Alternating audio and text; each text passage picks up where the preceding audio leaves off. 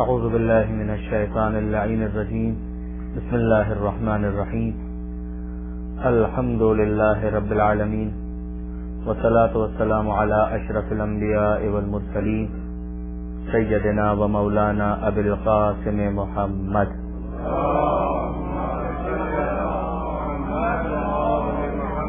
واہل بیتہ الطیبین الطاہرین المعصومین المظلومین المنتجبین المنتخبین المیامین لا سیما علی الامام المنتظر والحجة الثانی عشر واللعنة الدائمة الباقیة على اعدائهم اجمعین من یوم ظلمهم الى قیام یوم الدین اللهم انا نرغب الیک فی دولة کریمہ تعز بها الاسلام واہلہ وتذل بها النفاق واہلہ وتجعلنا فيها من الدعاة الى طاعتك والقادة الى سبيلك وترزقنا بها كرامة الدنيا والآخرة رب اشرح لي صدري ويسر لي امري واحلل عقدة من لساني يفقهوا قولي واجعلني خالصا لوجهك الكريم يا الله صلوات على محمد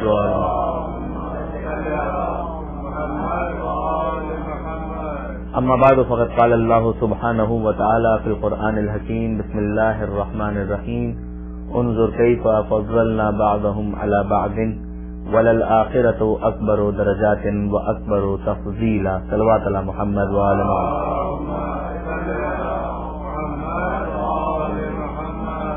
برادران عزیز، ظاہر ہے کہ ہماری جو گفتگو ہو رہی تھی اور اس میں ہم کوشش کر رہے تھے کہ کربلا کے واقعے کے اثرات کو تھوڑا سا ڈسکس کریں اور دیکھیں کہ شہادت کے اثرات کہاں تک گئے اور کب تک گئے۔ تو ظاہر ہے کہ یہ اثرات وہ ہیں کہ جو قیامت تک ہمیں مختلف شکلوں میں نظر آئیں گے، لیکن خصوصیت کے ساتھ کربلا کے واقعے کے فوراً بعد ہمیں ایک ری ایکشن کی کیفیت بطور عمومی پوری مملکت اسلامیہ کے اندر نظر آتی ہے۔ ہر امام مظلوم کے حوالے سے لوگوں کے اندر ایکسپریس کرنے کی ایک جرأت اور طاقت پیدا ہونا شروع ہو جاتی ہے۔ بہت سے وہ افراد کے جو جانتے تھے اور ایکسپریس نہیں کر پا رہے تھے، ان کو یہ طاقت ملی کہ وہ اپنے خیالات اور اپنے اظہار کو ایکسپریس کرنے لگے، اس کا اظہار کرنے لگے۔ اور بہت سے وہ کہ جنہیں پتہ ہی نہیں تھا، انہیں آگاہی حاصل ہوئی اور پتہ چلا، اہل بیت کے تعارف کے ساتھ وہ ایک معرفت کے حوالے سے اسٹیپ آگے بڑھ گئے اور گویا پروردگار عالم نے اس طریقے سے ان کی ہدایت کا کچھ انتظام فرمایا۔ کوفہ اور شام کے حوالے سے ہم نے بات کی تھی، کوفہ کے حوالے سے مختصراً، شام کے حوالے سے نسبتاً تفصیل کے ساتھ۔ کوفہ کے حوالے سے جو ہماری بات ہو رہی تھی اس میں ہم نے یہ بات کی تھی کہ دیکھیے کوفہ شہر جو آباد ہوا ہے وہ دوسری خلافت میں آباد ہوا ہے، اس طرح کہ اس سے پہلے اس جگہ پر کوئی شہر یا آبادی موجود نہیں تھی، اور یہ خلافت ثانیہ میں جب آباد کیا گیا تو پرپز یہی تھا کہ وہ فوجی کے جن کی صحت ویدر کنڈیشنز کی وجہ سے ڈسٹرب ہے ان کے لیے ایک ایسا علاقہ تلاش کیا جائے کہ جہاں پر انہیں اکوموڈیٹ کیا جائے، اور ایز اے ریزلٹ کوفہ شہر کو آباد کیا گیا۔ 17 ہجری میں آباد ہوا اور 17 ہجری سے لے کر 36 ہجری تک یہاں پر آپ کو مولا کائنات کا کوئی براہ راست عمل دخل نظر نہیں آئے گا۔ ظاہر ہے کہ مدینہ منورہ کے اندر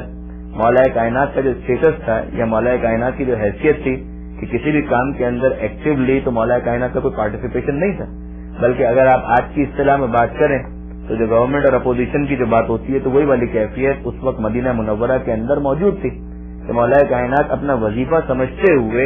کئی مقامات پر مشورہ دے رہے ہیں، لیکن اوور آل اگر آپ دیکھیں تو کسی جنگ کے اندر کوئی پارٹیسپیشن نہیں، کسی امور مملکت کے چلانے کے حوالے سے مولا کائنات کا کوئی پارٹیسپیشن تو نہیں ہے۔ بالکل اسی طریقے سے کوفہ شہر جو آباد ہوا ہے اور وہاں پر جس طریقے سے لوگوں کو اکوموڈیٹ کیا گیا ہے تو مولا کائنات کی شخصیت تو وہاں پر ہمیں کسی بھی طریقے سے نظر نہیں آتی ہے، یہاں تک کہ 36 ہجری میں مولا کائنات کی ظاہری خلافت کا آغاز ہوتا ہے اور پھر مولا کائنات کو کوفہ شہر میں آنا پڑتا ہے، دارالخلافہ بنانا پڑتا ہے۔ اس وقت جو کوفے کے اندر رہنے والے افراد تھے انہوں نے جنگ جمل کے اندر اور جنگ صفین کے اندر مولا کائنات کا ساتھ دیا۔ کتنا دیا، ہول ہارٹیڈلی دیا یا ہاف ہارٹیڈلی دیا وہ ہم جانتے ہیں، لیکن بہرحال یہ وہ افراد تھے کہ جنہوں نے مولا کائنات کا بہرحال ساتھ دیا۔ جنگ جمل میں تو کافی حد تک، جنگ صفین میں بھی کچھ حد تک مولا کائنات کا ساتھ دیا۔ لہذا ڈکشنری کے اعتبار سے ان لوگوں کو کہا جانے لگا شیعان علی، کہ یہ علی کا ساتھ دینے والے ہیں، یہ وہ افراد ہیں جو علی کے پارٹی میں ہیں، یہ علی کو فالو کرنے والے ہیں۔ ظاہر ہے کہ یہ فالو کرنا انہی معنی کے اندر تھا کہ جس طریقے سے آج بھی عمومی طور پر مسلمان مولا کائنات کو چوتھے خلیفہ کے طور پر قبول کرتے ہیں۔ آج بھی ایک بہت بڑی تعداد وہ ہے کہ جن کے سامنے اگر آپ جنگ جمل کا کیس رکھیں یا جنگ صفین کا کیس رکھیں تو وہ کہتے ہیں کہ اگرچہ ہم مولا کو چوتھا خلیفہ مانتے ہیں مگر جنگ جمل میں مولا کائنات حق پر تھے، جنگ صفین میں مولا کائنات حق پر تھے۔ تو ظاہر ہے کہ اتنا کہہ دینے کا یہ مطلب تو نہیں ہے کہ یہ مولا کائنات کو خلیفہ بلا فصل مانتے ہیں یا امام اول مانتے ہیں، وہ مطلب تو نہیں نکلتا۔ بالکل اسی طریقے سے اس زمانے میں کوفے کی پاپولیشن کی ایک بڑی تعداد کا نظریہ یہ بنا کہ ان جنگوں کے اندر علی حق بجانب ہے، لہذا ہمیں ان کا ساتھ دینا چاہیے، اور انہوں نے ساتھ دیا۔ اس اعتبار سے ان کو کہا گیا شیعان علی۔ میں یہ نہیں کہہ رہا کہ اس موقع پر کوفہ کے اندر صحیح معنوں میں اصطلاحی اعتبار سے حقیقی شیعہ بالکل بھی نہیں تھے، نہیں تھے مگر کم تھے، ان کی تعداد مختصر تھی۔ ایک تعداد ان کی ڈیولپ ہوئی مولا کائنات کے قیام کے زمانے میں، جب مولا کائنات خود وہاں پر موجود تھے، بہت سی چیزوں کی ان کو حقیقت پتہ چلی، ان کی معلومات میں اضافہ ہوا، بہت سی چیزیں ڈسکس ہوئی، اور اس کا نتیجہ یہ نکلا کہ بہرحال کوفے کے اندر صحیح معنوں میں حقیقی شیعہ بھی کچھ نہ کچھ پیدا ہو گئے، جو مدینہ منورہ کے اندر محدود تعداد کے اندر تھے۔ اسی طریقے سے کوفہ کے اندر بھی ایک محدود تعداد مولا کائنات کے سچے پکے اور صحیح معنوں میں شیعہ افراد کی تعداد پیدا ہوئی۔ یہ ہوا کوفے کے اندر اس 4-4.5 سال کے پیریڈ میں جب مولا کائنات کوفہ شہر کے اندر تشریف لائے۔ اب اس کے بعد جب مولا کائنات کی شہادت ہوتی ہے 40 ہجری میں، تو آپ دیکھیے 40 ہجری میں شہادت ہے اور 6 مہینے کی ظاہری خلافت ہے امام حسن مصطفیٰ علیہ الصلوۃ والسلام کی۔ اس کے بعد پھر کوفہ شہر خالی ہو گیا اہل بیت سے، اور پھر امام حسن، امام حسین، جناب زینب، جناب عبداللہ ابن جعفر الطیار ان کے شوہر اور دیگر تمام افراد کوفہ شہر سے واپس چلے مدینہ منورہ کی طرف۔ اب کوفہ شہر کے اندر کیا ہو رہا ہے؟ دیکھیے میں عرض کر چکا کہ کوفے کی بنیاد پڑھنے سے لے کر مولا کائنات کے آنے تک تقریباً 19 سال بنتے ہیں۔ مولا کائنات کی شہادت اور امام حسن مصطفیٰ علیہ السلام کی ظاہری خلافت کے اختتام کے بعد، یعنی صلح امام حسن کے بعد، اب واپس کوفہ شہر کے اندر 20 سال کا ایک پیریڈ گزر رہا ہے کوفے والوں کے اوپر، اور یہ 20 سال کا پیریڈ گزر رہا ہے، اس کا مطلب کیا ہے؟ 40 ہجری سے لے کر 60 ہجری تک، یہاں تک کہ امیر شام کا انتقال ہوتا ہے 60 ہجری میں، اور پھر وہ جو آپ سنتے ہیں کہ شام سے اطلاعی مدینہ منورہ میں، اور بیعت کا مطالبہ کیا گیا یزید کی طرف سے، امام حسین علیہ السلام سے مطالبہ کیا گیا، اور پھر گویا کربلا کا واقعہ یہ ٹرن لیتا ہے اور امام حسین علیہ السلام مدینہ منورہ چھوڑتے ہیں اور ترک کرتے ہیں۔ سوال واپس یہ پیدا ہوتا ہے کہ ان 20 سالوں میں کوفے کے اندر کیا ہو رہا تھا؟ تفصیل کا تو موقع نہیں ہے، مگر مختصراً یہ 20 سال وہ ہیں کہ جس میں امیر شام نے کوفے والوں کے اوپر سخت مظالم، انتہائی سخت انتقام اور انتہائی سخت، یعنی ٹارچر کہیے، ایٹروسٹیز کہیے، جو نام آپ دینا چاہیں، وہ ساری کی ساری کروریٹی، وہ تمام کی تمام بروٹل ایکٹیویٹیز، وہ ساری کی ساری کنڈکٹ کی گئی کوفہ شہر کے اندر۔ سولی پہ چڑھا دو، آنکھیں نکال دو اور ان کو نظر بند کر دو، ان کا راشن پانی بند کر دو، مولا کائنات کے خلاف نازیبا الفاظ کا استعمال جو شام میں جس کی بنیاد رکھی گئی، اور اس کے بعد اس کو پوری مملکت اسلامیہ کے اندر پھیلایا گیا، یہاں تک کہ خود مدینہ منورہ کے اندر بھی مولا کائنات کے لیے نازیبا جو الفاظ استعمال کیے جاتے تھے، صحیح معنوں میں اگر آپ دیکھیں، صحیح معنوں میں اگرچہ امام حسن علیہ السلام کی صلح کے بعد کم سے کم ظاہری سیاست کا تقاضا یہ تھا کہ اس کو ختم کر دیا جاتا، اس لیے کہ صلح نامے کے اندر امام حسن مصطفیٰ علیہ السلام نے ایک شک یہ ڈلوائی تھی کہ مولا کائنات کے خلاف جو نازیبا الفاظ استعمال کیے جاتے ہیں اور جو سب و ستم کیا جاتا ہے، لان تان کی جاتی ہے، گالیاں دی جاتی ہیں، اسے فی الفور روک دیا جائے گا، ختم کر دیا جائے گا، لیکن نہیں، ایسا ہوا تو نہیں، اس کو بالکل اسی طریقے سے کنٹینیو رکھا گیا۔ اسی زمانے کے اندر ہمیں نظر آتا ہے کہ احادیث بنانے کی جو فیکٹری ہے اس کی بنیاد بھی رکھی گئی اور اسے اور پروان چڑھایا گیا اور زیادہ اسے گروم کیا گیا۔ احادیث بنانے کی فیکٹری جو عام طور پہ اگر کوئی فیکٹری پاکستان کے اندر لگائی جائے تو اس کے اندر نام لکھایا جاتا ہے فلاں کمپنی لمیٹڈ، مگر یہ احادیث مینوفیکچرنگ کمپنی ان لمیٹڈ تھی، اس کی تو کوئی لمٹ ہی نہیں تھی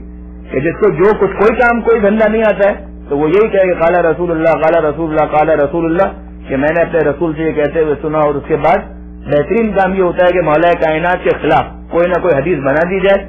اور بہترین کام دوسرا یہ ہو سکتا ہے کہ خلیفہ ثالث کے فیور میں کوئی نہ کوئی حدیث بنا دی جائے. یہ وہ کام تھے کہ جو اس زمانے میں کیے جاتے تھے, جس کا نتیجہ کیا نکلا کہ لوگوں کی جرأتیں اتنی بڑھ گئیں. درمیان میں بات آ گئی تو میں گزارش کر دوں کہ شاید وہ مشہور جملہ آپ نے سنا ہو کہ سمعت من حبیب رسول اللہ من اکل بصل عقہ فی مکہ وجبت لہ الجنہ. یہ ساری کی ساری چیزیں ہو ہی رہی تھی. لوگوں کی جرأتیں آپ دیکھیے کتنی بڑھ گئی کہ باقاعدہ دینداری کے نام پر یہ سارے کام کیے گئے. یہ والا جملہ جو ابھی میں نے آپ کے سامنے پیش کیا,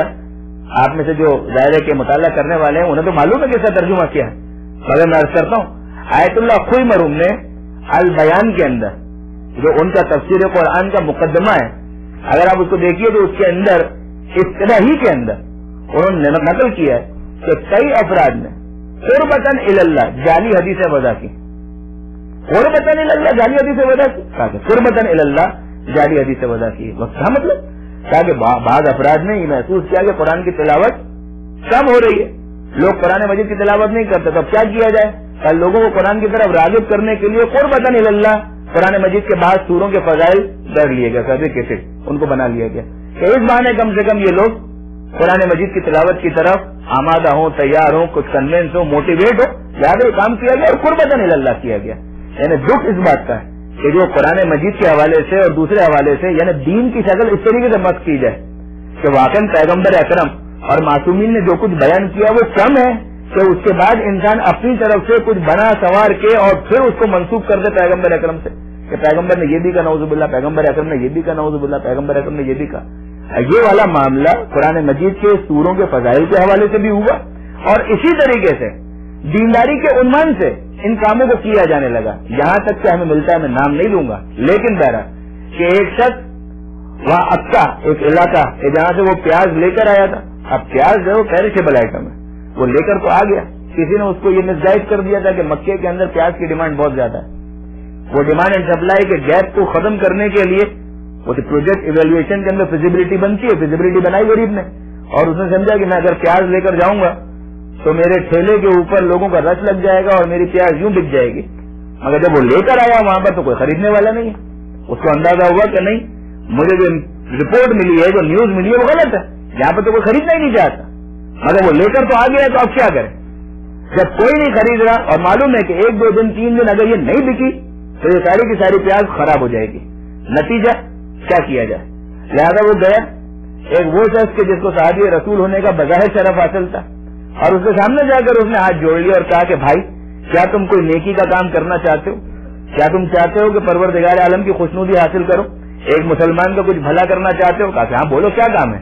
کام یہ ہے کہ میری پیاز ہے, کوئی خرید نہیں رہا ہے اور یہ سارے کا سارا مال ضائع ہو جائے گا, خدا کے لیے کوئی ایسا کام کر دو کہ جس سے میری پیاز بک جائے. تھوڑی دیر سوچتا رہا, اس کے بعد اس نے کہا کہ ہاں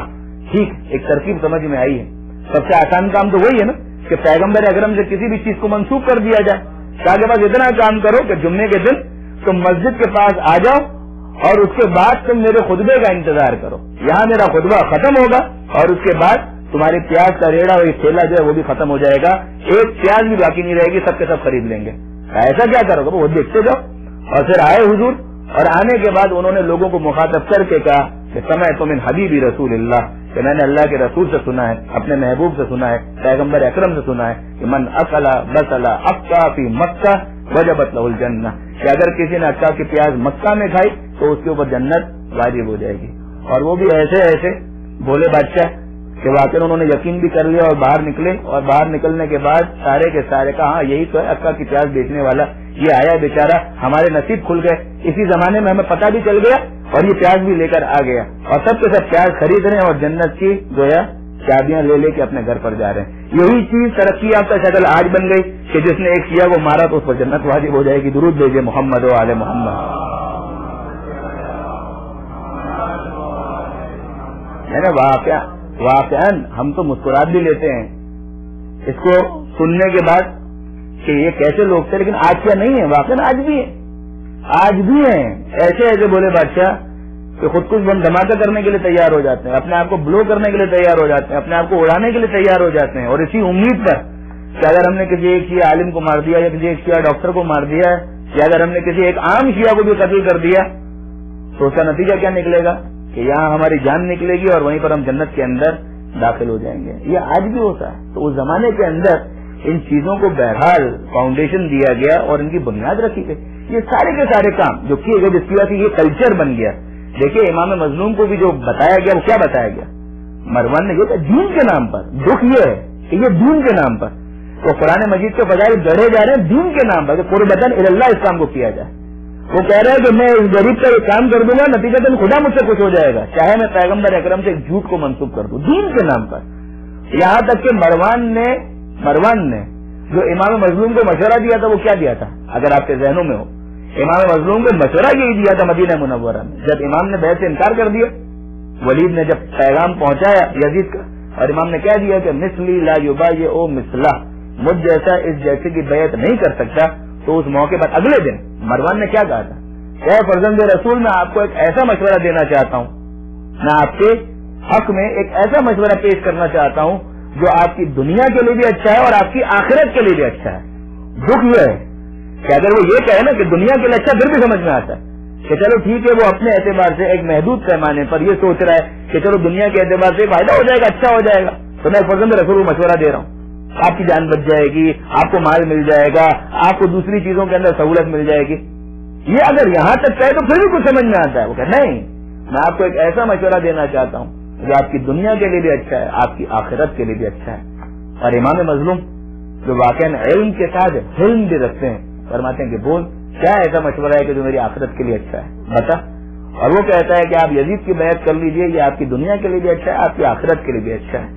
اور امام پھر فرماتے ہیں وعلی الاسلام بعد السلام انا للہ وانا الیہ راجعون. اگر واقعی یزید کی بیعت کرنے میں آخرت کا فائدہ ہے تو ایسے اسلام کو دور سے سلام کر دینا چاہیے. درود بھیجیے محمد و آل محمد.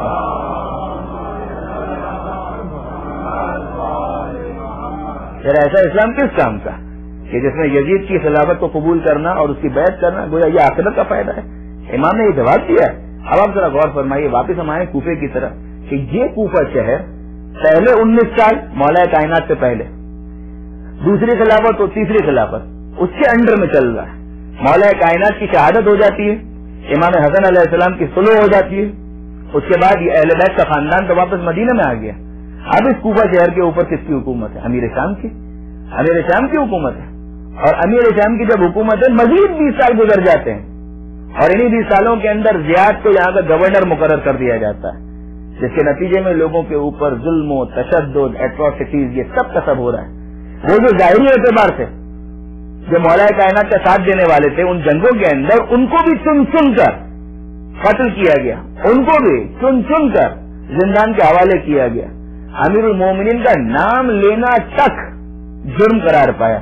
یعنی وہ زمانہ اور اتنا سخت زمانہ کیا آپ اور ہم توقع کرتے ہیں؟ واقعی آپ بالکل ایک لے مین کے طور پر سوچئے کہ ان 20 سالوں کے مظالم کے بعد وہ ظاہری طور پر بھی مولا کائنات کے جو چاہنے والے تھے چاہے چوتھا خلیفہ مانتے ہوئے ان کی بھی کتنی تعداد باقی رہ گئی تھی بہت محدود اور بہت مختصر. اب اس موقع پر 60 ہجری میں یہ ڈیولپمنٹ ہوتی ہے کہ شام میں امیر شام کا انتقال ہو جاتا ہے یزید برسر اقتدار آ جاتا ہے اور پھر یہ پیغام جاتا ہے ولید کے پاس کہ حسین ابن علی سے بیعت طلب کی جائے. اور فقط امام مظلوم کا تذکرہ اس کے اندر نہیں ہے ظاہر ہے کہ امام حسین ٹاپ آف دا لسٹ پر ہے مگر ساتھ ساتھ 2 نام کم سے کم اور ہمیں نظر آتے ہیں. ایک عبداللہ ابن زبیر اور دوسرا نام عبداللہ ابن عمر. عبداللہ ابن زبیر اور عبداللہ ابن عمر. زبیر پیغمبر اکرم کے صحابی حضرت عمر پیغمبر اکرم کے صحابی. عبد الرحمان ابن ابی بکر بعض کتابوں کے اندر ان کا بھی تذکرہ ہے جس کے اوپر بعد نے اشکال کیا کہ عبد الرحمان ابن ابی بکر یعنی حضرت ابو بکر کے فرزند وہ اس وقت انتقال کر چکے تھے مگر جب حیات تھے اور امیر شام نے مدینہ منورہ آ کر اپنے فرزند کی بیعت لینے کی کوشش کی تھی اس موقع پر انہوں نے بھی انکار کیا تھا. اس اعتبار سے اگر آپ دیکھیں تو ایک جنرل کنسنسس ڈیولپ ہو گیا. اس کو بہت واقعاً غور کے ساتھ سنیے گا کہ ایک جنرل کنسنسس ڈیولپ ہو گیا کہ جو خلیفہ اول کے فرزند ہیں وہ بھی یزید کی بیعت کے خلاف ہیں جو خلیفہ دوم کے فرزند ہیں وہ بھی یزید کی بیعت کے خلاف ہیں اور جو ایک صحابی رسول اور اہم صحابی رسول کے طور پر ریگارڈلیس تشیع کے پوائنٹ آف ویو سے بات نہیں کر رہا میں ایک امت مسلمہ کے جنرل پوائنٹ آف ویو سے بات کر رہا ہوں کہ زبیر جو کہ پھر پیغمبر اکرم کے صحابی ہیں اور ان کے فرزند جناب عبداللہ ابن زبیر وہ بھی یزید کی بیعت کو قبول نہیں کر رہے اور سب سے بڑھ کر ابا عبداللہ الحسین خود امام مظلوم جو مولا کائنات کے فرزند ہیں ان کے وارث ہیں، وہ بھی یزید کی بیعت کو قطعاً قبول کرنے کے لیے تیار نہیں ہے، اور ٹاپ آف دا لسٹ پر وہی ہے۔ اب اس کا نتیجہ کیا نکلا؟ نتیجہ یہ نکلا کہ یزید کی مخالفت کسی ایک فرقے کی نہیں کہلائے گی، بلکہ پوری امت مسلمہ کی طرف سے گویا یزید کی بیعت کو مسترد کیا جا رہا ہے ان نمائندوں کے ذریعے سے۔ یہ ضرور ہے کہ ان میں کس میں بولنے کی، انکار کرنے کی کھلم کھلا ہمت پائی جاتی ہے اور کس میں نہیں پائی جاتی، اس میں کوئی شک نہیں کہ مرکزی شخصیت امام مظلوم کی تھی، لہذا امام مظلوم کی طرف سے انکار بھی اسی شدت کے ساتھ کیا گیا، مطالبہ یزید کی طرف سے شدت کے ساتھ ہے اور بار بار ہے، امام مظلوم کی طرف سے انکار اسی شدت کے ساتھ ہے اور بار بار۔ مسلسل آپ پورے سفر میں دیکھیں گے کہ کئی مقامات پر امام مظلوم سے اس مطالبے کا اعادہ کیا گیا کہ یزید کی بیعت کر لیجئے، یزید کی بیعت کر لیجئے، یزید کی بیعت کر لیجئے، اور امام مظلوم کی طرف سے مسلسل انکار ہے کہ مجھ جیسا اس جیسے کی بیعت نہیں کر سکتا، مجھ جیسا اس جیسے کی بیعت نہیں کر سکتا، مجھ جیسا اس جیسے کی بیعت نہیں کر سکتا۔ اب یہاں پر امام مظلوم کوفے کی طرف گئے، کیا واقعا امام مظلوم نے بس ایسا کیا کہ مدینہ منورہ سے جب نکلنے کا فیصلہ کیا تو سیدھا ربط سفر باندھا اور کوفے کی طرف چلے گئے؟ نہیں، ایسا تو نہیں ہے، واقعا ایسا نہیں ہے، بلکہ امام مظلوم نے مدینہ سے نکلنے کے بعد جو پہلا قیام کیا ہے اور جس جگہ کو اپنے دیش کے طور پر استعمال کیا ہے وہ مکہ مکرمہ ہے۔ مدینہ منورہ سے نکلے ہیں 28 رجب کو یہ قافلہ، 22 رجب کو امیر شام کا انتقال، 28 رجب کو امام مظلوم نکل رہے ہیں مدینہ منورہ سے 60 ہجری۔ ان دنوں کے درمیان کے دنوں کے اندر وہ قاصد آیا بھی ہے ولید کے پاس جو گورنر ہے مدینہ منورہ کا، امام مظلوم تک پیغام گیا بھی، امام نے انکار کیا بھی، اور اس کے بعد 28 رجب کو نکلے ہیں، مکہ مکرمہ پہنچے ہیں 3 شعبان کو، اتفاق سے وہی تاریخ جو امام مظلوم کی ولادت کی تاریخ ہے، اسی تاریخ کو امام اس دنیا کے اندر بھی تشریف لائے، اور اسی تاریخ کو امام اپنے کربلا کے سفر کے لیے جو آغاز کیا تو پہلا اسپاٹ جسے قرار دیا ہے مکہ مکرمہ، 3 شعبان ہی کو پہنچے، 3 شعبان 60 ہجری، اور پھر وہاں پر امام مظلوم کا قیام ہے کتنے عرصے تک کے لیے؟ پورا شعبان کا مہینہ، پورا رمضان کا مہینہ، پورا شوال کا مہینہ، پورا ذیقعد کا مہینہ، ذی الحجہ کا ابتدائی پیریڈ، حج کی تاریخ 9 ذی الحجہ، حج سے ایک دن پہلے امام مظلوم مکہ مکرمہ سے نکلتے ہیں کوفہ کی طرف۔ سوال کہ واقعاً کوفے والوں کی طرف سے خطوط امام کے پاس مدینہ منورہ میں آئے تھے؟ کیا واقعاً ایسا تھا کہ مدینہ منورہ میں امام کے پاس کوفے والوں کے خطوط آئے ہوں؟ کوئی ایک خط بھی کوفے والوں کا مدینہ منورہ میں تو نہیں آیا، مدینہ منورہ میں تو یزید کا خط آیا ہے جس کے اندر یہ پیغام تھا کہ حسین سے بیعت طلب کی جائے، اور امام مظلوم نے انکار کیا ہے۔ اس کے بعد امام مکے چلے گئے، پورا شعبان کا مہینہ گزر گیا، کوفے والوں کا کوئی خط نہیں آیا۔ رمضان المبارک کی 10 تاریخ وہ تاریخ ہے کہ جب کوفے والوں کا پہلا خط امام کے پاس پہنچا ہے، اور اس کی وجہ کیا تھی؟ اس کی وجہ یہ تھی سلیمان ابن سرد خزائی جو کوفے کے اندر امام کے واقعی اور حقیقی چاہنے والے، صحیح معنوں میں امام کے شیعہ، صحیح معنوں میں صحابی رسول بھی، صحیح معنوں میں صحابی مولا کائنات بھی، یہ واقعاً جینون سچے پکے شیعہ، انہوں نے اپنے گھر میں اجتماع منعقد کیا، اور ان تمام افراد کو جو بڑی محدود تعداد میں تھے،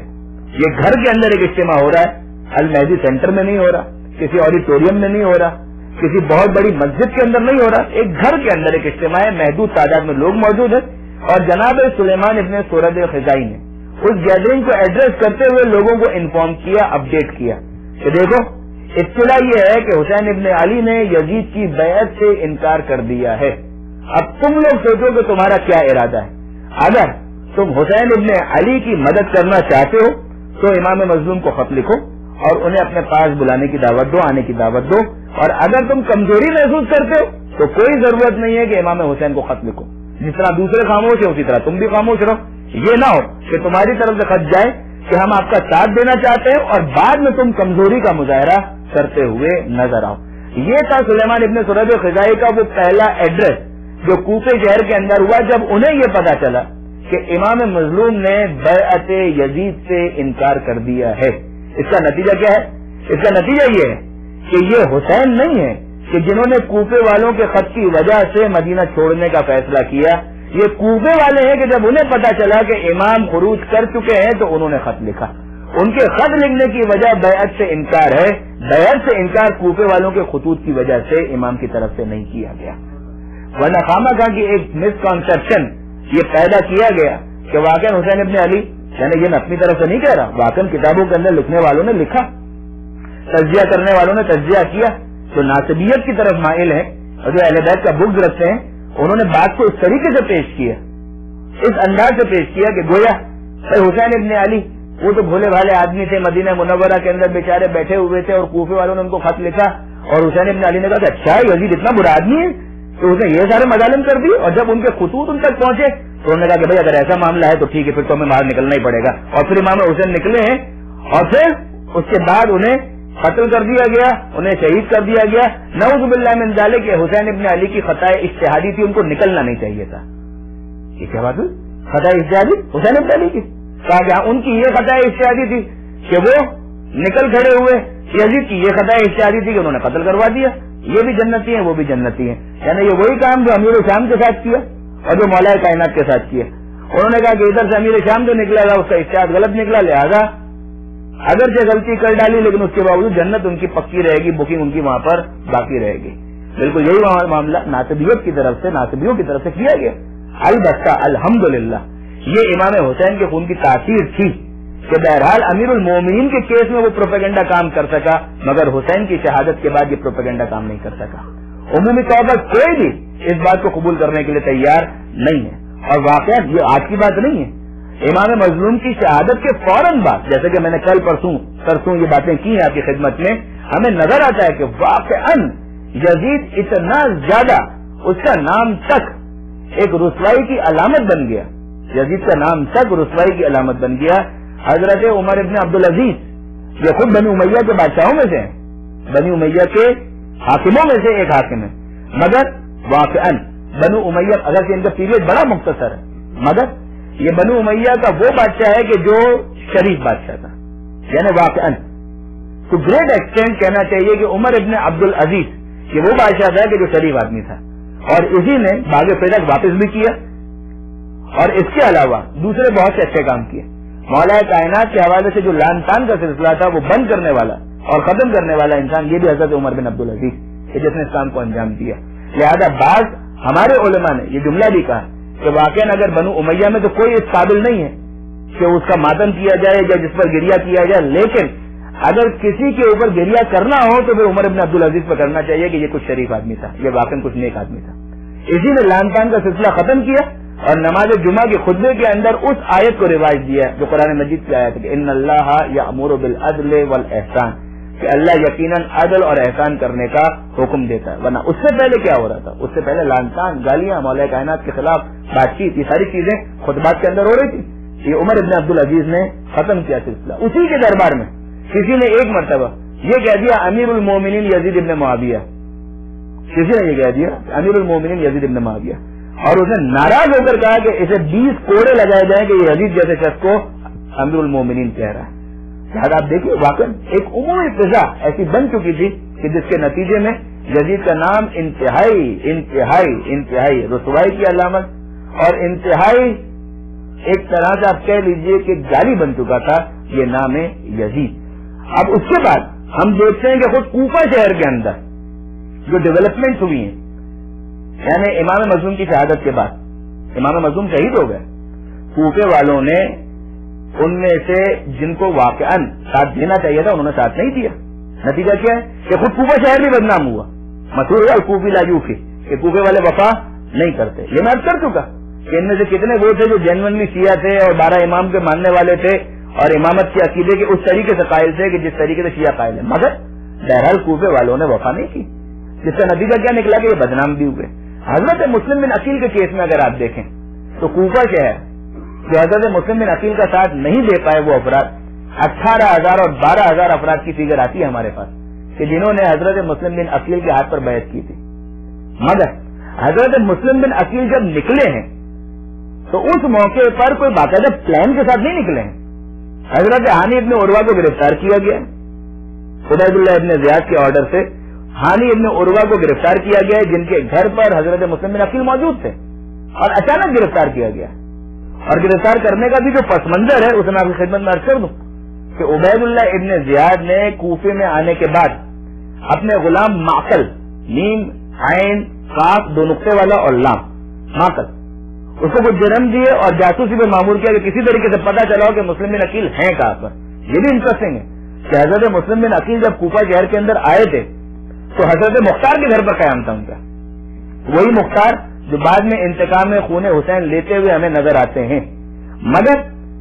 حضرت مختار بظاہر اپنے زمینداری کے کسی کام کی وجہ سے کوفہ شہر سے باہر گئے ہوئے تھے،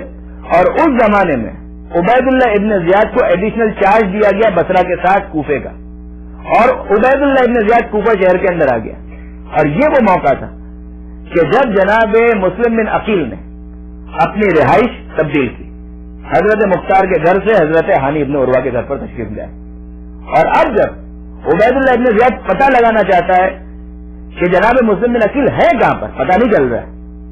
دھمکیاں دی ہیں، لوگوں کو ڈرایا ہے، دھمکایا ہے، قتل کرنے کی دھمکی دی، بہت کچھ کیا ہے، لیکن پتہ نہیں چل رہا تھا. اس وقت اپنے غلام معقل کو اس بات پر مامور کیا ہے کہ کسی طریقے سے انویسٹیگیٹ کرو، پتہ لگاؤ. اور معقل شامی غلام، شام کا رہنے والا ہے، وہ آیا مسجد کوفہ کے اندر بیٹھ گیا اور وہاں پر اس نے کوشش کی کہ یہ معلوم کرے کہ کون واقعاً مسلم بن عقیل کا ساتھی. اور اس کی نگاہ پڑی حضرت مسلم بن اوسجۂ اسدی پر، جو بعد میں کربلا محلہ کے اندر امام کا ساتھ دیتے ہوئے شہید بھی ہوئے. حضرت مسلم بن اوسجۂ اسدی بوڑھے ہیں، پیغمبر اکرم کے صحابی ہونے کا بھی شرف ان کو حاصل ہے. اور وہ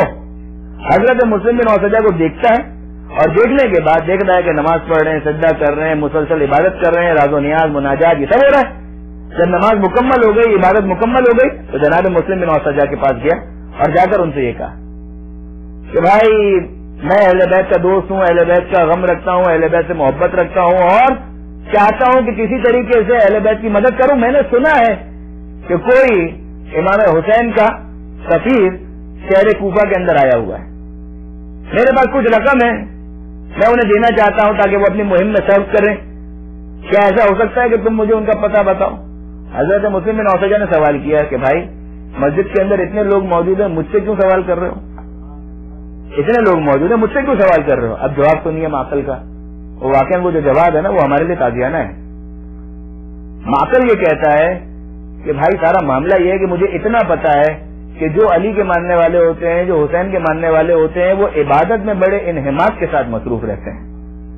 نماز میں، عبادت میں، سجدے میں ان کا کوئی ثانی نہیں ہوتا،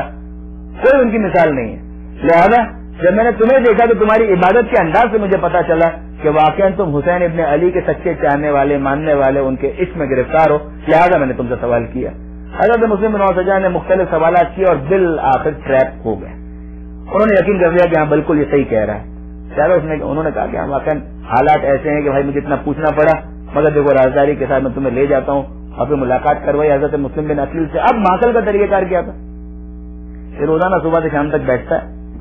اور شام کو جاتا ہے عبید اللہ ابن زیاد کے پاس اور دن بھر کی پوری رپورٹنگ کرتا ہے کہ آج یہ ہوا، آج یہ ہوا، آج یہ ملنا ہے، آج یہ ملنا ہے، آج یہ ڈیولپمنٹ ہوئی، آج یہ ڈیولپمنٹ ہوئی. اور بالآخر عبید اللہ ابن زیاد نے آرڈر دیا ہانی ابن عروہ کی گرفتاری کا. ہانی ابن عروہ انٹرسٹنگلی بات سے بات نکلتی چلی جا رہی ہے اور مجھے جہاں تک پہنچنا میں پہنچ نہیں پا رہا ہوں، لیکن ہانی ابن عروہ ایک بہت اہم شخصیت کا نام ہے اس اعتبار سے کہ کوفے کے اندر ان کی اپنی ایک پرسنالٹی ہے. ان کا قبیلہ بھی بہت بڑا ہے، ان کے چاہنے والے اور ان کے قبیلے کے افراد بھی بہت زیادہ ہیں. اور ہانی ابن عروہ کی خود حکومت کے اندر بھی ایک پہنچ ہے، یعنی خود عبید اللہ ابن زیاد کے ساتھ بھی ٹرمز ہیں، عبید اللہ ابن زیاد کے ساتھ بھی ان کے ٹرمز ہیں. یہاں پر سوال پیدا ہوتا ہے کہ یہ کیا بات نہیں، ایک طرف حسین کے چاہنے والے ہیں، دوسری طرف حکومت کے ساتھ ٹرمز ہیں. یہی تو ہماری غلط فہمی ہے کہ ہم نے کیا یہ سمجھ لی ہے کہ اگر مثال کے طور پر ہم پکے دیندار بننا چاہتے ہیں تو ہمیں جو بھی حکومت وقت ہے اس سے کسی طریقے سے بھی کوئی تعلقات نہیں رکھنے چاہیے. کس نے کہہ دیا؟ یہ کوئی معیار نہیں ہے. آپ دیکھیں گے اور یہ ملے گا خود امام موسی کاظم علیہ السلام کے زمانے میں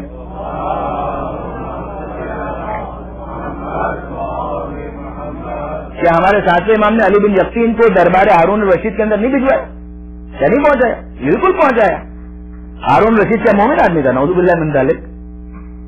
کیا واقعا وہ فاسق و فاجر نہیں تھا؟ یقیناً فاسق و فاجر تھا. پھر کیوں جناب علی بن یقین وہاں پر موجود تھے؟ اسی لیے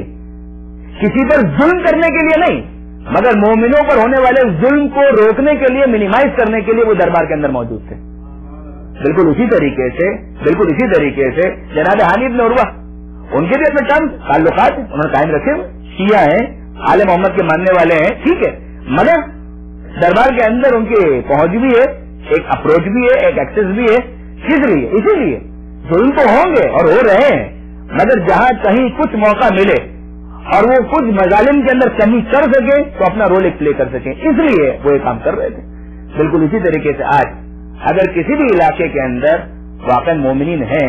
تو انہیں اپنے کاموں کو انجام دینے کے لیے اگر اس قسم کی کوئی کام کرنا پڑے یا اس قسم کی کسی چیز کو اختیار کرنا پڑے تو اس میں شرم کوئی اشکال بھی نہیں ہے. بہرحال یہ بات الگ ہو جائے گی، واپس آئیے. تو جناب ہانی بن عروہ، ان کے گھر پر جناب مسلم بن عقیل سے یہ ماکل کی جاسوسی کے بعد ہانی بن عروہ کو گرفتار کیا گیا، اور جب گرفتار کر لیا گیا تو اچانک ایمرجنسی سچویشن میں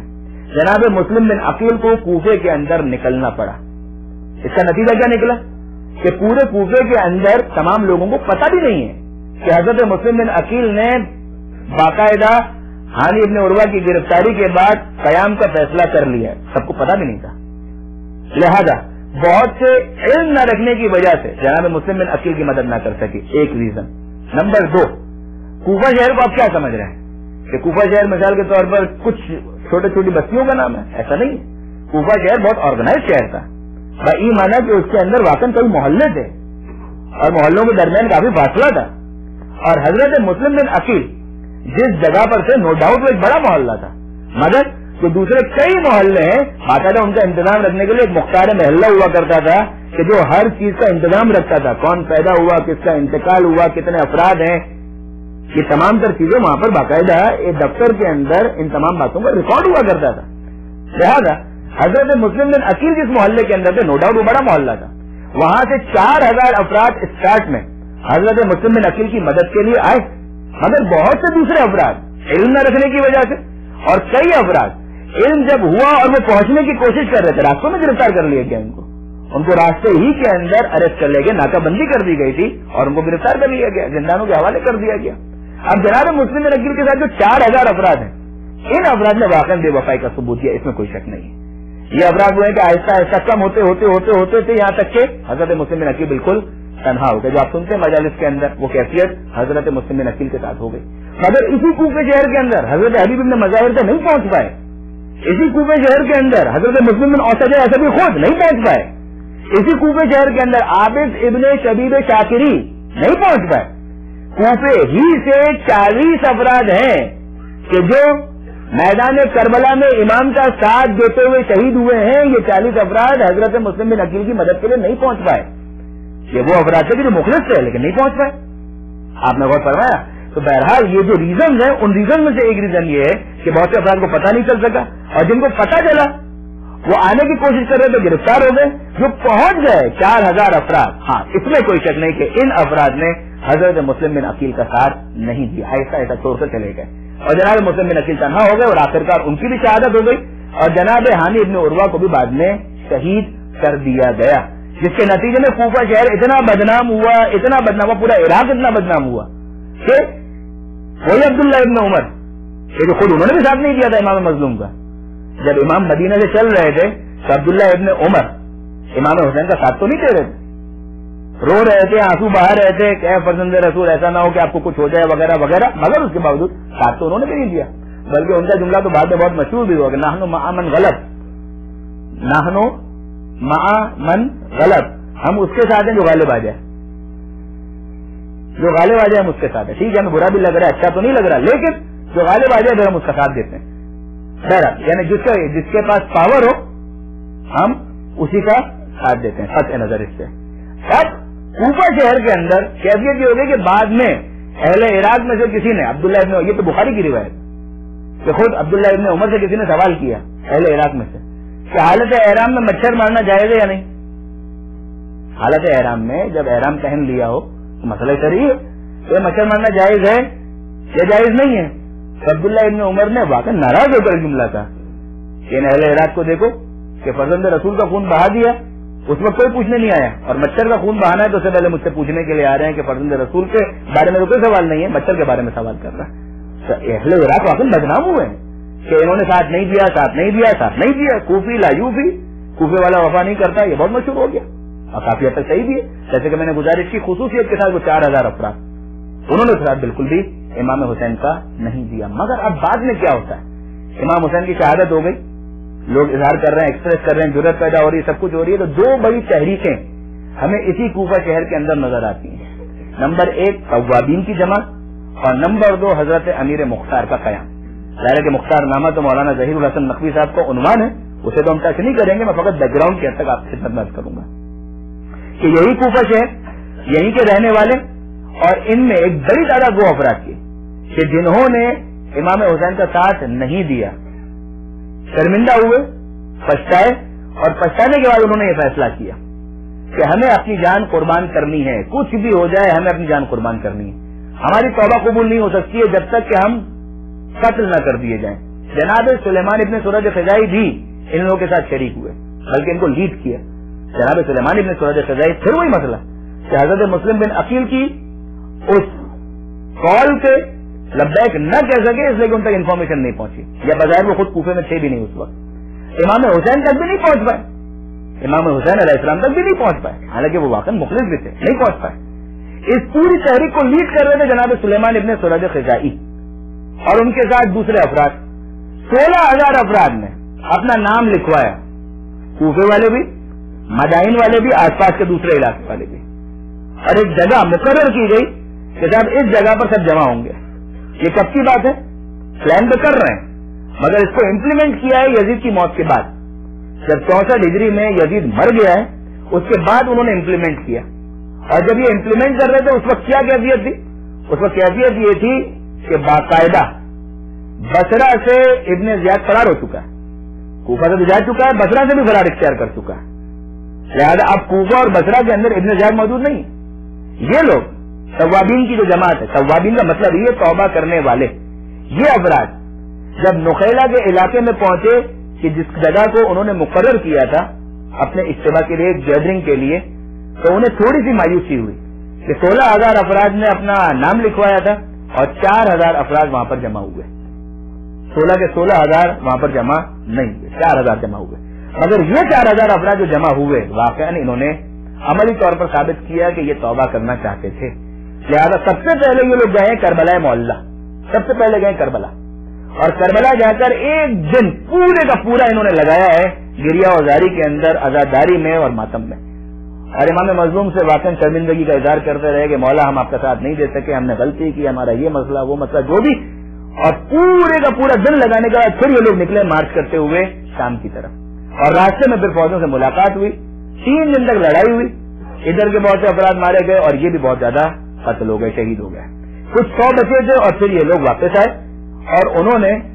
یعنی یہ والی جو مہم تھی اس میں نقصان ہوا، سامنے جو شامی فوج ہے اس کا بھی نقصان ہوا، لیکن بہرحال جو پرپز اور مقصد تھا کہ ہم قاتلین حسین کا انتقام لیں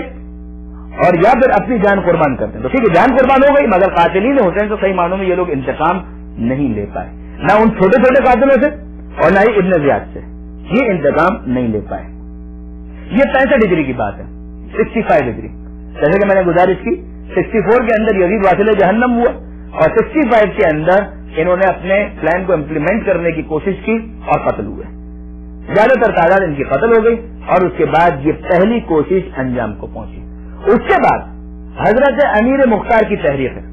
حضرت امیر مختار کی تحریک پھر 67 ہجری تک انہوں نے اپنے کام کو انجام دیا. الٹیمیٹلی پھر حضرت امیر مختار بھی شہید کر دیے گئے، مگر اس سے پہلے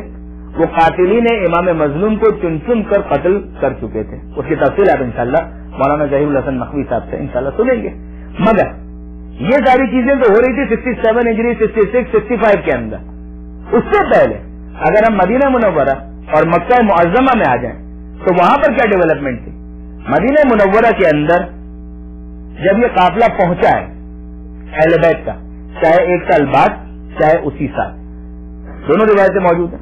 مگر یہ قافلہ جب پہنچا ہے مدینہ منورہ میں تو ہر طرف پھر ہائے حسین کی صدا ہے، ہر طرف پھر امام حسین کا تذکرہ ہے. اچھا یہ بھی ایک انٹرسٹنگ سوال ہے کہ مدینہ والوں کو پتہ کیسے چلا امام حسین کی شہادت کے بارے میں، یعنی سب سے پہلے کب انہیں پتا چلا امام حسین کی شہادت کے بارے میں. تو دیکھیے اگر ہم اسباب غیبی کو ساتھ میں شامل کر لیں تو سکتے ہیں کہ جناب ام سلمہ کو جو مدینہ منورہ ہی کے اندر موجود تھی، ساتھ کی روایت ہے کہ جناب ام سلمہ کے پاس وہ مٹی موجود تھی جو پیغمبر اکرم نے انہیں دی تھی، اور جناب ام سلمہ نے عاشور کے دن خواب میں پیغمبر اکرم کو دیکھا. ابھی میں مسائل نہیں پڑھ رہا، خواب میں پیغمبر اکرم کو دیکھا کہ پیغمبر اکرم بال بکھرے ہوئے ہیں اور خاک پڑی ہوئی ہے، اور جناب ام سلمہ نے سوال کیا کہ اے اللہ کے رسول، اتنے سالوں کے بعد آپ کی زیارت خواب میں ہوئی ہے اور میں آپ کو اس عالم میں دیکھ رہی ہوں. اور پیغمبر اکرم نے یہ بتایا کہ اے ام سلمہ، آج میں صبح سے کربلا معلیٰ کے اندر حسین اور حسین کے ساتھیوں کا خون جمع کر رہا تھا جو بہایا گیا. اور پھر جناب ام سلمہ کی آنکھ کھلی اور دیکھا تو وہ شیشی جس کے اندر خاک موجود تھی، خاک نہیں ہے، وہ خون ہو چکی ہے. اگر آپ دیکھیں اس طرح سے تو عاشورہ کے دن ہی 61 ہجری میں مدینہ کے اندر یہ اطلاع پہنچ چکی ہے، مگر یہ اطلاع جناب ام سلمہ تک ہے، قریب کے افراد تک ہے. تمام دوسرے افراد تک یہ اطلاع کب پہنچی؟ جب یزید کی طرف سے یزید کے گورنر، مدینہ منورہ کے گورنر کو یہ انفارمیشن بھیجی گئی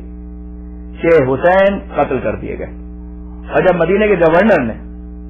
مدینہ میں منبر پر جا کر اناؤنسمنٹ کی تو ایک طرح سے یہ پبلک نیوز بن گئی، تمام افراد تک یہ اطلاع پہنچ گئی، جس کے نتیجے میں ماتم بھی شروع ہو گیا اور لوگوں نے گریا بھی شروع کر دیا. ٹھیک ہے، مگر اس کے باوجود ایسا محسوس ہوتا ہے کہ بظاہر بہت سے دلوں کے اندر ایک شبہ، معلوم نہیں یہ پروپیگنڈا ہے، حقیقت ہے، واقعی حسین شہید کر دیے گئے ہیں یا ایسے ہی ایک خبر پھیلا دی گئی ہے، نہیں معلوم. میں پھر عرض کر رہا ہوں کہ جناب ام سلمہ اور قریب کے افراد تک تو یہ اطلاع ہے. جناب ام سلمہ کو تو پیغمبر اکرم کے ذریعے یہ اطلاع مل چکی ہے. عام لوگوں تک یہ انفارمیشن آ رہی ہے مدینہ کے گورنر کے ذریعے سے جو یزید کا نمائندہ ہے، مگر لوگوں کے ذہنوں میں ایسا محسوس ہوتا ہے کہ بظاہر شک و شبہ موجود ہے، پتہ نہیں یہ نیوز صحیح ہے، غلط ہے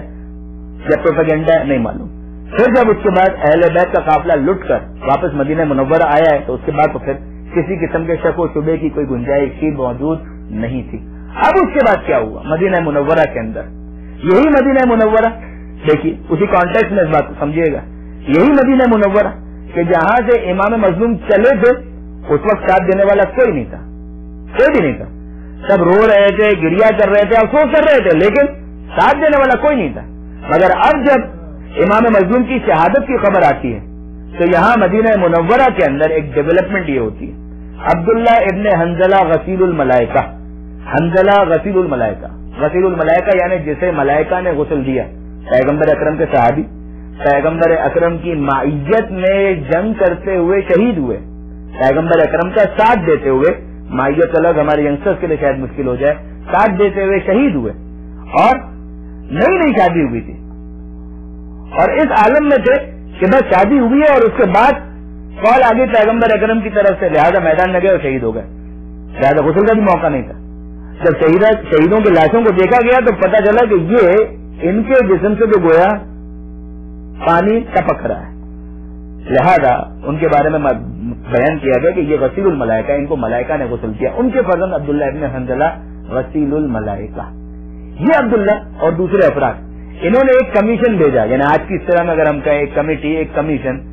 ایک پورا وقت، ایک ڈیلیگیشن بھیجا کہاں پر؟ شام کے علاقے میں، کہ جا کر دیکھو کہ یزید کا طریقہ کار کیا ہے، یزید کا ایٹیچیوڈ ہے کیا. اور یہ افراد جب گئے ہیں شام تو بہرحال مدینہ منورہ کا ڈیلیگیشن ہے، امام حسین کی شہادت ہو چکی ہے، یزید بھی کوشش ہو چکا ہے، مگر حرکتیں وہی ہیں، کوئی فرق نہیں آیا. لہٰذا جب یہ لوگ وہاں پر گئے ہیں تو انہوں نے آبزرو کیا کہ یزید کا کیا طریقہ کار ہے، کتوں سے کھیلتا ہے، تمبورا بجاتا ہے، گانے سننے کا رسیہ ہے، شراب پیتا ہے، نمازیں چھوڑتا ہے، نعوذ باللہ من ذالک، اور بہت ساری دوسری چیزیں. جب یہ تمام در چیزیں انہوں نے دیکھی تو ظاہر انہوں نے رپورٹ تو وہی کرنا تھا جو انہوں نے دیکھا، لیکن ان کے رپورٹ کو ٹیمپر کرنے کے لیے، اس کو تبدیل کرنے کے لیے، اپنی مرضی اور منشا کے مطابق کرنے کے لیے حکمرانوں کا طریقہ کار کیا ہوتا ہے؟ ان کو برائب کرو، بڑی بڑی رقمیں،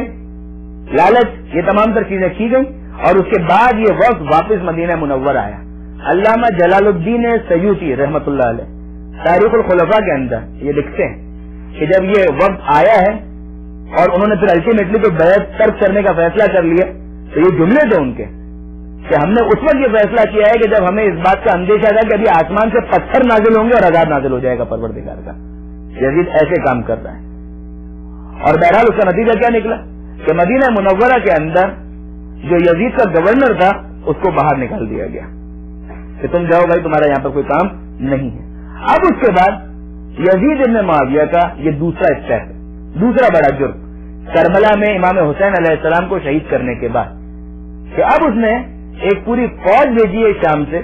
جو آئے ہیں, اور آنے کے بعد جنہوں نے مدینہ منورہ کو تاراج کیا, مدینہ منورہ کے اندر لوگوں کو قتل کیا. مسلم بن عقبہ یہ وہ شخص تھا کہ جو یزید کی طرف سے ان فورسز کو کمانڈ کر رہا تھا. وہ آیا اور آنے کے بعد مدینہ منورہ, باقاعدہ یزید کی انسٹرکشن یہ تھی کہ جب مدینہ کے اوپر قبضہ ہو جائے تو مدینہ منورہ کے لوگوں کو تمہاری فوج کے لیے 3 دن کے لیے مدینہ منورہ کو مباح قرار دینا, یعنی وہ جو کرنا چاہیں کریں, جو لوٹ مار مچانا چاہیں مچائیں, انہیں پوری پوری آزادی ہے, پورا فریڈم ہے, پوری اجازت ہے, جو وہ کرنا چاہیں کریں. اور واقعا یہی کیا گیا. یہ واقعا عجیب ایک تاریخ کا باب ہے کہ وہی مدینہ منورہ کہ اگر آپ کسی بھی عام مسلمان سے سوال کریں تو اس کے دل کی تمنا یہ ہوتی ہے کہ کم سے کم ایک مرتبہ مدینہ منورہ کی زیارت ضرور ہو جائے, پیغمبر اکرم کے روضے کی زیارت ضرور ہو جائے. اسی مدینہ منورہ میں, اسی مسجد النبوی کے اندر گھوڑے باندھے گئے, اسی مسجد النبوی کی توہین کی گئی, اسی مدینہ منورہ کو 3 دن تک مباح کیا گیا, تاراج کیا گیا. اور جب تاراج کیا گیا تو اس کا مطلب کیا ہے, لوگوں کو قتل کیا گیا, مال لوٹا گیا, یہاں تک کہ نعوذ باللہ من ذالک خواتین کی عصمت دری کی گئی. اور یہ خواتین کون تھے, یہ لوگ کون تھے, یا صحابہ یا تابعین یا ان کی خواتین, اور ان کے ساتھ یہ سارے کام کیے گئے. لہذا بہت سے علماء اہل سنت کہ جن کے لیے کربلا کے واقعے کے اندر جو جرم یزید کا تھا وہ کافی نہیں تھا, تو بھی انہوں نے یہ کہا کہ مدینہ منورہ کو بھی تو اسی نے تاراج کیا ہے, لہذا یزید کے ملعون ہونے میں کوئی شک و شبہ باقی نہیں رہتا. اب اس کے بعد یہی فورس جو مدینہ منورہ کے اندر آ کر یہ تمام تر کاموں کو انجام دے رہی تھی, اسی فورس کو دوسرا حکم کیا دیا گیا, مسلم بن عقبہ کو دوسرا حکم یہ دیا گیا کہ جاؤ اب مکہ مکرمہ میں, اور عبداللہ ابن زبیر کی جو موومنٹ ہے وہ بھی تمہارے ذمہ ہے. عبداللہ ابن زبیر وہی کہ جنہوں نے بیعت سے انکار کیا تھا اور مکہ مکرمہ کے اندر آ کر پناہ گزین ہو گئے تھے. عبداللہ ابن زبیر نے مکہ مکرمہ کے اندر ایک خطبہ دیا, وہ واقعا خلافت کے شوقین بھی تھے, انہوں نے خطبہ دیا, اور خطبہ دینے کے اندر وہاں اپنے خطبے کے اندر امام حسین کی شہادت کا تذکرہ کیا. یعنی میں عرض یہ کرنا چاہ رہا ہوں کہ آپ دیکھیں امام مظلوم کا تذکرہ ہر ایک کی زبان پر ہے. میں پھر کہہ رہا ہوں کون کتنا سنسیئر ہے, ایک سیپریٹ ایشو ہے, مگر اتنا ضرور ہمیں نظر آتا ہے کہ پورے عالم اسلام کے اندر, شام کے اندر یزید کا بیٹا گیا تھا کربلا کے واقعے کے بعد کہ میرے باپ نے غلط کیا, کوفے کے اندر توابین کی پوری تحریک امام حسین کی شہادت کے بعد, نام حسین یہ بھی لے رہے ہیں, نام حسین وہ بھی لے رہے ہیں, امیر مختار پوری اپنی تحریک نام حسین ابن علی پر ظلم ہوا. اس کے بعد مدینہ منورہ والے کربلا کا واقعہ ہوتا ہے اور ان کے اندر غیرت جاگتی ہے اور وہ جا کر چیک کرتے ہیں. اور اسی طریقے سے عبداللہ ابن زبیر ابھی تک خاموش تھے, ابھی تک ان میں اتنی ہمت نہیں تھی کہ آگے بڑھ کر کچھ کہہ سکیں. کتنے سنسیئر تھے امام حسین کے ساتھ, ایک سیپریٹ ایشو ہے. مگر اب جب اپنے خلافت کا اعلان بھی کرنا چاہ رہے ہیں اور مکہ مکرمہ میں حکومت بنا رہے ہیں تو عبداللہ ابن زبیر نے بھی اپنے اس خطبے کے اندر امام حسین کی شہادت کا تذکرہ کیا. حسین ایسے اور یزید ایسا, اور اس مرد سید و شریف کو اس طریقے سے ذبح کر دیا گیا, ان کی اس طریقے سے توہین کی گئی, اس طریقے سے ان کو قتل کیا گیا, وغیرہ وغیرہ وغیرہ وغیرہ. لوگوں کو دعوت دی میری بیعت کرو, اور لوگوں میں سے بہت سے نے عبداللہ ابن زبیر کی بیعت کی, کچھ نے عبداللہ ابن زبیر کی محبت میں, اور کچھ نے بڑی تعداد میں اس اعتبار سے کہ ہاں واقعاً یزید کی مخالفت کر رہا ہے اور امام حسین کا نام لے رہا ہے, لہذا اس کی بیعت کرنی چاہیے. لہذا بہت سے افراد اس کی بیعت کرنے لگے. ایز اے ریزلٹ مکہ مکرمہ میں اس کی حکومت اسٹیبلش ہو گئی. اس کو ختم کرنے کے لیے مسلم بن عقبہ کو یہ حکم دیا گیا کہ جاؤ اور مکہ مکرمہ میں عبداللہ ابن زبیر کا بھی خاتمہ کرو. جس کا نتیجہ کیا نکلا کہ عبداللہ ابن زبیر کو مارنے کے لیے مکہ مکرمہ کا محاصرہ کیا گیا, اور مکہ مکرمہ کا محاصرہ کرنے کے بعد خانہ کعبہ پر سنگباری بھی کی گئی, آتش اور باقاعدہ آگ بھی پھینکی گئی, جس کے نتیجے میں خانہ کعبہ کے پردے کو آگ بھی لگی. لہٰذا تجزیہ کرتے ہوئے تجزیہ کاروں نے یہ لکھا کہ یزید کی حکومت, جیسے کہ میں نے شاید کل بھی عرض کیا تھا کہ 3 سال اور کچھ مہینے 6 مہینے کے قریب یزید کی حکومت رہی, جس میں پہلے سال کربلا کا واقعہ امام حسین کو شہید کیا, دوسرے سال کے بالکل اختتام ذی الحجہ کے اندر مدینہ منورہ کو تاراج کیا گیا, اور اس کے بعد 3rd ایئر اس کا یہ کارنامہ ہے کہ مکہ مکرمہ کو تاراج کیا گیا, مکہ مکرمہ پر حملہ کیا گیا. جب یہ کام ہو رہا تھا, مکہ مکرمہ پر حملہ ہو رہا تھا, اور عبداللہ ابن زبیر کو گرفتار کرنے کی کوششیں ہو رہی تھی، اس زمانے میں یزید بن معاویہ کا انتقال ہو جاتا ہے، واصل جہنم ہوتا ہے، اور یہ خبر آتی ہے مسلم بن عقبہ راستے میں مر چکا ہے پہلے مدینہ سے مکہ آتے ہوئے، اور اس نے اپنے ڈپٹی کو یہ کہا تھا حسین بن نمیر کو کہ تم جاؤ اور اس مہم کو مکمل کرو، اور حسین بن نمیر یہ کام انجام دے رہا تھا یزید کے بہاف پر، تو اس کے پاس یہ اطلاع آئی کہ یزید کا انتقال ہو چکا ہے، یزید مر چکا ہے، لہذا اس نے باقاعدہ عبداللہ ابن زبیر کے پاس میسج بھیجا، اب دیکھیے یہ ہے دین، عبداللہ ابن زبیر کے پاس یہ میسج بھیجا کہ جس نے مجھے مامور کیا تھا وہ اس دنیا میں نہیں رہا، لہذا تمہاری میری کوئی پرسنل لڑائی تو ہے نہیں، مکہ مکرمہ کا راستہ کھولو تاکہ ہم لوگ اندر داخل ہوں اور خانہ کعبہ کا طواف کر کے واپس جائیں، وہی خانہ کعبہ جس کو جلایا، وہی خانہ کعبہ جس پر پتھر برسائے، اسی کا پھر طواف کیا اور بڑے اطمینان کے ساتھ قربتاً اللہ یہ کام کر کے واپس شام کی طرف یہ روانہ ہو گئے۔ لہٰذا اس طریقے سے یزید کا چیپٹر جو ہے وہ ہمیں کلوز ہوتا ہوا نظر آتا ہے۔ اس کے بعد تو میں عرض کر چکا کہ خود شام کے اندر کیا کیفیت تھی، شام کے اندر یزید کا بیٹا انکار کر چکا کہ مجھے ایسی خلافت نہیں چاہیے، کوفہ کے حوالے سے مختصر ہم نے بات کی، مدینہ منورہ کے حوالے سے مختصراً بات کی، اور مکہ مکرمہ کے حوالے سے مختصراً بات کی کہ یہ پورا امت اسلامیہ، مملکت اسلامیہ، بڑے بڑے شہروں کے اندر یہ ری ایکشن ہوئے ہیں امام حسین کی شہادت کے بعد، جس کی وجہ سے ہم یہ کہہ سکتے ہیں کہ واقعہ حسین ابن علی کی شہادت نے پوری مملکت اسلامیہ کے اندر ایک ہلچل مچا دی اور لوگوں کے درمیان ایک فضا پیدا ہو گئی کہ ہاں واقعاً برے کو برا کہا جائے، کم سے کم اتنا ضرور ہو گیا، اور اس میں لوگوں نے فائدہ بھی اٹھایا اپنے مفاد کے لیے بھی، میں یہ نہیں کہہ رہا کہ اپنے مفاد کے لیے فائدہ نہیں اٹھایا، نہیں اٹھایا، مفاد کے لیے بھی فائدہ اٹھایا۔ عبداللہ ابن زبیر اسی کیٹیگری کے اندر آتے ہیں کہ انہوں نے اپنے مفاد کے لیے یہ فائدہ اٹھایا، امام حسین کا نام استعمال کیا، مگر اتنا ضرور تھا کہ حسین ابن علی کی شہادت کے بعد لوگوں کو اظہار رائے کا حوصلہ پیدا ہوا۔ دیکھیے فرائڈ فلاسفر ہے اور اس کے بہت سارے کنٹروورشل نظریات ہیں، مگر اس کا ایک جملہ جو میں نے ایک جگہ پر خود اس کی کتاب میں نہیں کسی نے کوٹ کیا تھا اور اس کتاب کے اندر پڑھا تھا، پروفیسر امین خالد کی کتاب کے اندر، وہ جملہ مجھے بہت پسند آیا، اور میں نے کئی مجالس میں، یہاں پر تو نہیں مگر کئی دوسرے مقامات پر امام حسین کی شہادت کے حوالے سے اور اس کے بعد کے اثرات کو ڈسکس کرتے ہوئے فرائڈ کا یہ جملہ کوٹ کیا، اور واقعی جملہ بڑا قیمتی ہے۔ وہ کہتے ہیں do you ever wonder of what you think is really what you think, or you just want yourself to think you think that, so you won't have to think about what you really think. کہ کیا آپ نے کبھی یہ سوچا کہ آپ جو سوچتے ہیں وہ واقعی وہی ہے جو آپ سوچتے ہیں، یا آپ یہ سوچنا چاہتے ہیں کہ آپ سوچتے ہیں تاکہ آپ کو وہ نہ سوچنا پڑے جو آپ واقعی سوچ سکتے ہیں۔ آخر کیفیت کیا ہے؟ آپ دیکھیے مکھی پر مکھی مارتے ہوئے بھیڑ چال، انسان خود جو سمجھ بھی رہا ہے اس پر عمل کرنے کے لیے تیار نہیں ہے، جو اس کا اپنا ایک نظریہ بن رہا ہے اس کو ایکسپریس کرنے کے لیے تیار نہیں ہے، اور اپنی بات جس میں وہ کنوینس ہے اس کو میدان عمل میں لانے کے لیے آمادہ اور تیار نہیں ہے۔ امام حسین علیہ السلام کا یہ بہت بڑا کنٹریبیوشن ہے کہ لوگ جو سمجھ رہے تھے، جو دل میں ان کے چیزیں ڈیولپ ہو رہی تھی، ان کو وہ زبان کے ذریعے سے اظہار کرنے میں کامیاب ہوئے۔ ہاں یہ ضرور ہے کہ اس کے لیے امام حسین کو واقعاً ایک ایسی قربانی دینی پڑی کہ جس کی نہ ماضی میں نظیر ملتی ہے اور نہ ہی مستقبل میں شاید اس کا پیرالل کوئی ہمارے سامنے آ سکے۔ پورا گھرانہ لٹا دیا۔ آج جس شہید کا خاص ہمیں تذکرہ کرنا ہے حضرت عباس علمدار، واقعی کتنا اہم نام ہے عباس علمدار کا۔ امام حسین علیہ السلام کا بڑا سہارا تھا حضرت عباس۔ آپ نے شاید وہ روایت سنی ہو، شاعر ازلی کا وہ شعر کہ الیوم استجار بہ الہدی، کہ عاشور کا دن وہ تھا کہ جب خود ہدایت عباس کی پناہ میں تھی، اور لکھنے کے بعد اس نے خود یہ کہا کہ ایسا لگ رہا ہے کہ حسین ابن علی کی حضرت عباس کی تعریف میں نے امام کی توہین کر دی، اور پھر اس نے وہ قصیدہ نہیں پڑھا، مگر خواب میں امام حسین کو دیکھا اور امام حسین نے کہا کہ وہ شعر کیوں نہیں پڑھتا الیوم استجار بہ الہدی۔ بالکل صحیح ہے، امام ہونے کے باوجود جو ساتھ عباس علمدار نے دیا، مجھے ایسا محسوس ہوتا ہے کہ خود میں عاشور کے دن عباس کی پناہ میں تھا، جب تک عباس موجود تھے میرا سہارا موجود تھا، اور جب عباس گھوڑے سے زمین پر آئے تو حسین نے یہ کہا کہ الآن انکسر ظہری، کہ اب واقعاً حسین ابن علی کی گویا کمر ٹوٹ کر رہ گئی۔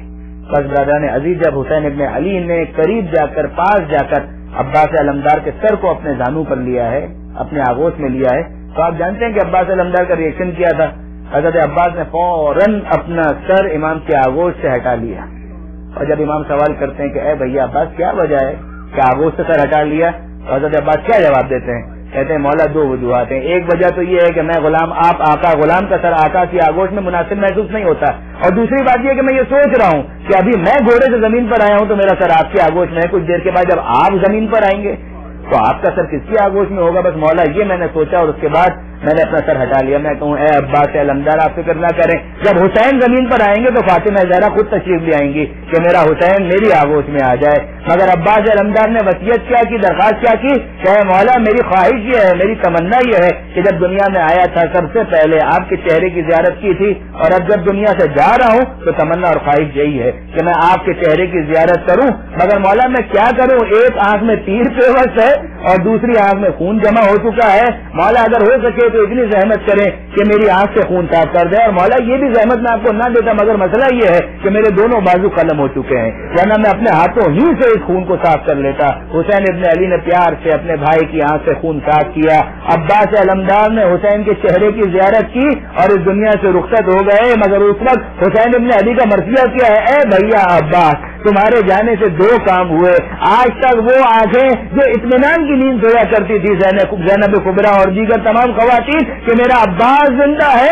آج کے بعد انہیں سونا نصیب نہیں ہوگا. اور وہ پہنچے عمر صاحب کہ جو اس خوف سے کہ عباس زندہ ہے خوف سے زیادہ کرتے تھے, آج کے بعد وہ چین سے سوئیں گے کہ عباس علمدار موجود نہیں ہے. بس عزیزوں اتنا ایک اور جملہ سن لیجئے کہ جب کربلا سے یہ قافلہ چلا ہے تو ہر سر نو کے نیزہ پر بلند کیا گیا, ہر سر نو کے نیزہ پر بلند کیا گیا. مگر عباس علمدار کا سر وہ تھا کہ جو گھوڑے کی گردن میں بندھا ہوا تھا, اور جب وہ گھوڑا آگے بڑھتا تھا عباس علمدار کا سر زمین سے ٹکراتا ہوا آگے بڑھتا تھا. اور جب سید سجاد سے کسی نے سوال کیا کہ اے مولا کیا سبب ہے کہ عباس علمدار کا سر نو کے نیزہ پر بلند نہ کیا گیا, کہا کہ عباس ہی تو وہ تھے کہ جنہوں نے وعدہ کیا تھا حجاب زینب کبریٰ کے ضامن عباس تھے. ارے وہ عباس کے جس نے گھر کے صحن میں کبھی اپنی بہنوں کو ننگے سر نہ دیکھا ہو, کیسے برداشت کرتے کہ نو کے نیزہ پر سر بلند ہو اور زینب کو بے مخنا ہو چادر کے دے گی.